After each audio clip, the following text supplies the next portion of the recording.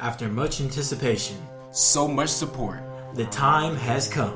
We are proud to officially start episode 1 of the show. A platform created to voice our struggles, experiences, and perspectives. To bring in the minds of various communities and to raise consciousness in this world. And most importantly, to just have fun. We're the voices of tomorrow. The warriors of the unheard. Crenshaw's finest. My name is Amiri. My name is Christoph. And you are listening to the New Knowledge Podcast.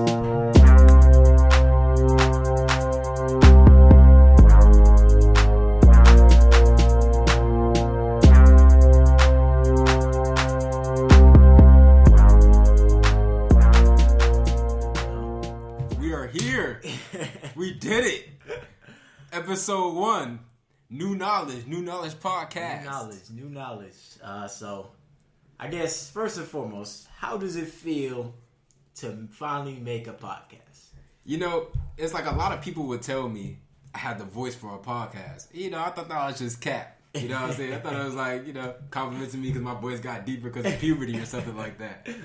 But no, it actually feels good to use my voice to talk to other people my age, to talk to you, and actually inspire or set out to inspire people of all ages and all walks of life. It feels really good. Yeah, I mean, I was just thinking, like, out of everybody our age right now, it's like, want to be TikTok famous, and want to make a whole bunch of YouTube channels and stuff, and we over here talking about, let's make a podcast. I mean, it does feel weird, like, knowing that your voice is just being recorded. Like, it kind of breaks, like, the natural conversation sometimes. But, I mean, hey, I'm happy. Hey, bro. I'm happy. Don't even focus on it. First, we kind of want to say thank you. Not even kind of, really. Yeah, Our definitely. outreach was 25. We thought that we was going to hit 25 followers, maybe about 10 listeners. And we were satisfied because we were just looking to do something fun and keep us occupied over the summer. But after the responses that we got, after the 228 followers on Instagram, after the 100, after the 100 in one night, and actually 103 hours, that was just amazing. And we are, I feel very blessed, Christoph.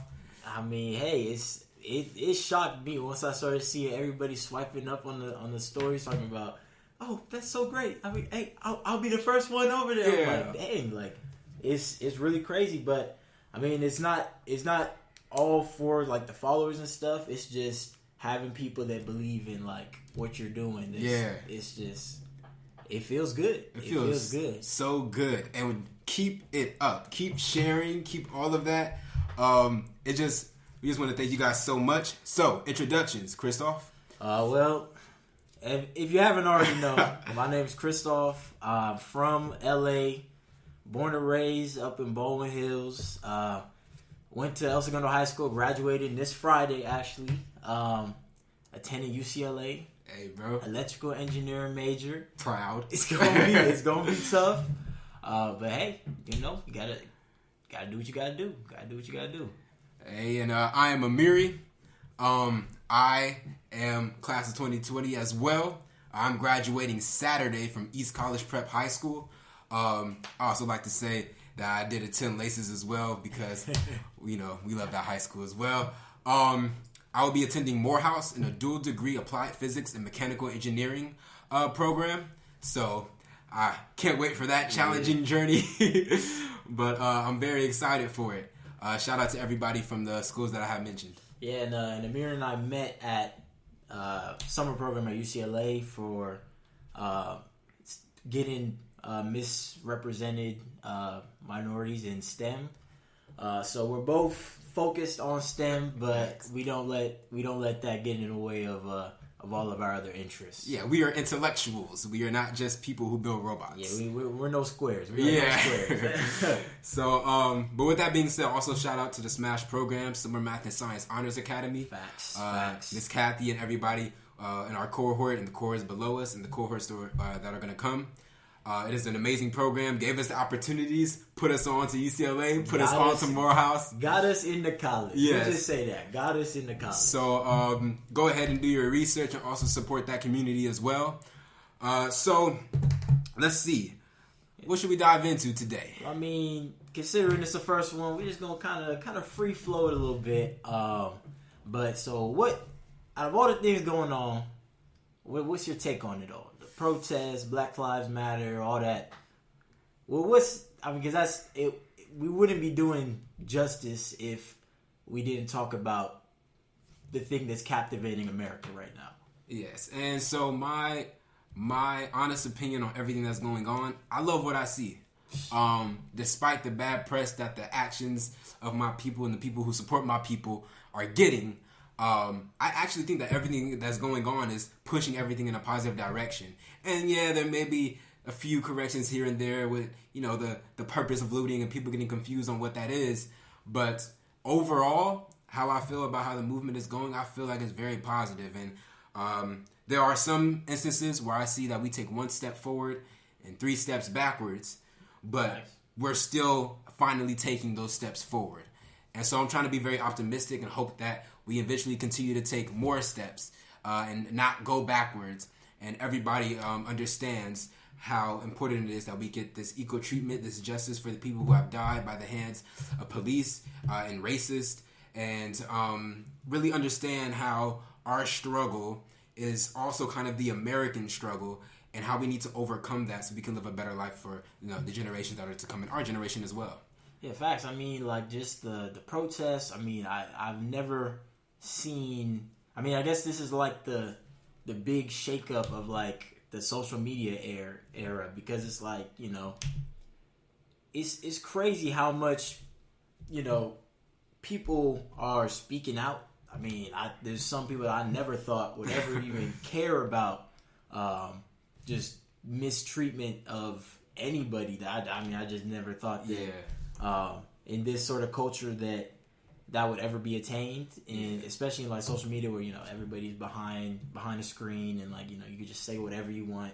But I definitely it's crazy knowing that, or hoping that this is gonna be like that year in history that people are gonna look back on like this is the change, and it's like just to be a part of hopefully the right side of history. Right. I mean, there's a whole bunch of people right now. I mean, you look back like to the civil rights movement. I mean, that's the easiest one to look back on. But you look back, and all the people that were fighting against the movement back then are all seen as like why would you even think about like why would you even fight against that? Like, and you're looking back.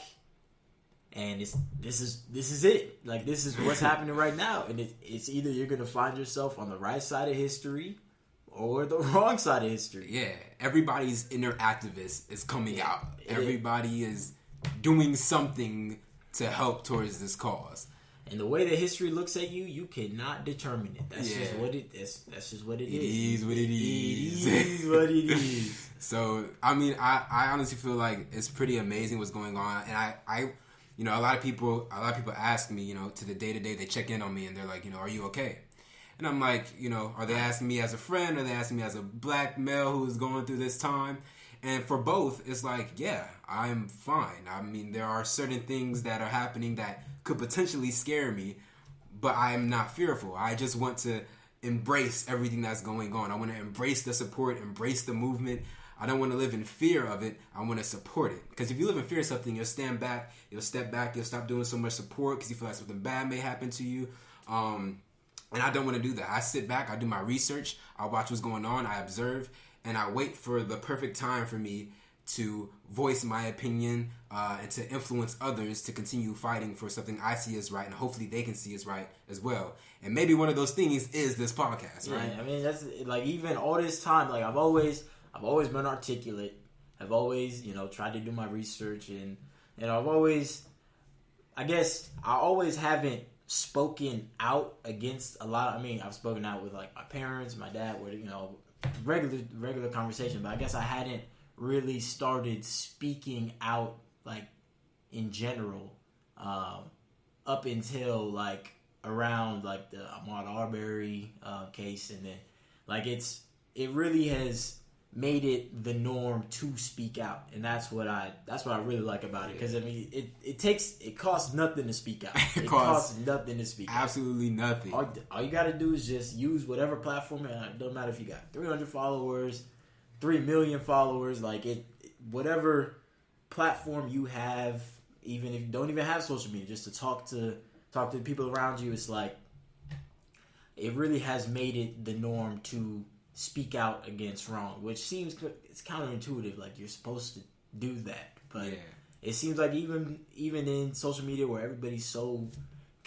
connected, quote unquote, but despite all this connection, we haven't used it to speak. Really, we just use it to share, little memes or whatever. A whole bunch of stuff that's not gonna matter later. Yeah, and in the social media thing, I also want to make it a point and make it very, very known that it is important to not consider what's going on as a trend. Like the day that everybody stops reposting, the day that everybody stops sharing out activism and tagging the NAACP in their stuff and reposting Sean King's post, the day that stops isn't the day that everything is solved. You know what I'm saying? That people still need to keep that up, because I'm starting to see people not post and stuff as much. And I mean, of course, that isn't the way to solve the things, but are they stop posting because not everybody's aware? And if everybody's aware now, how about we all join together and start posting things like reparations, laws, bills that we may want to pass that can actually solve the issues at hand. I guess the biggest lesson of this is just keep that same energy. Yeah. Like, you got that same energy on social media, you better have that same energy researching your congressmen, researching the laws that are about to be passed. Right. It definitely has to be that same energy, like, across the board. Right. And it's like, it's great to see, but it has to be sustained. And, you do tend to get kind of burnt out, like always, if you keep talking about, it's really terrible what's like this reality of America. I mean, it's great country, of course. Obviously we're biased. We live in America, so it's greatest country I've been a part of. Yeah, I tried to look for another place that I would want to live. You can have all these problems with America, but it's like, where you gonna live? Like, where you gonna live, big dog? Like, especially when other places are also flipping stuff because it's like, they're fighting the same issues we fight here. So but what makes America so great is that we are supposed to be able to speak out on the problems that we see in order to make a better America. It's so weird how Trump destroyed the term "making America great" for me. Like, every time somebody says that, I'm just like, don't say that. But yeah, no, it is like, this is a great country. We're working to make it an even better country. That's the goal. That's the American goal. You gotta, the point of being a part of this nation where you can speak out and change laws in a democracy, like that's what you're meant to be here to make a better America for yourself, and then pass it on to the next generation, make it even better. So it's like, being a part of something like that is great, but it's trying, definitely. It's an experiment. You see so much. It seems that, especially with all the media coverage and stuff, it seems like America's just so terrible all the time, and it's not terrible all the time. But that's the one thing about when you're afforded complete freedom is you want more of it. Yeah. You want the absolute freedom. Like countries like North Korea and stuff. It's like, if you're not afforded any freedom, anything you get is oh, bet, this is smooth.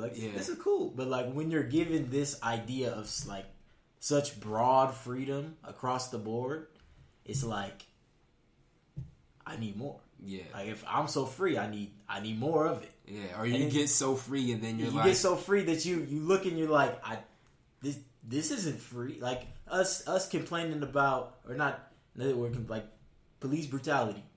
Because we live in America, we can protest and do all this stuff with police brutality. But in other countries, it's like, if I'm just living under any circumstances, that's a W for me. Yeah. But it's a testament to the American experience that we can continue to fight over stuff that other countries, lots of countries under dictatorship